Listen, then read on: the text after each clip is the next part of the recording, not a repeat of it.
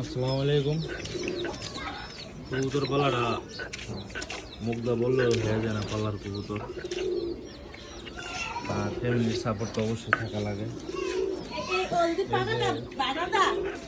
হলুদ বাড়তেছে, একটু পর আদা বাটবো, তারপর হইলো যে এই যে ধান একসাথে বাসায় ধুইয়া আবার আরেকবার যেতে হবে রোদ দিতে, মানে জায়গা স্বল্পতার ছাদ নাই, কোনোরকম আর কি পালিয়ে আর কি এই যে চিরা বাইছে। যাই হোক, সবাই দোয়া করবেন এই সিজনের জন্য।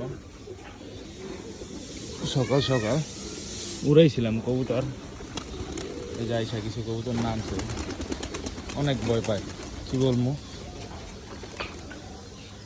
বইসা রয়েছে, গাছও বইসা রয়েছে। তো সবাই দোয়া করবেন আমার লফটের জন্য, যাতে এই সিজনে আপনাদের একটা আমার লফট থেকে বেস্ট রেজাল্ট উপহার দিতে পারি। ভালো থাকবেন, সুস্থ থাকবেন এবং আমার পাশে থাকবেন, সাপোর্ট করবেন। আল্লাহ হাফেজ, আসসালামু আলাইকুম।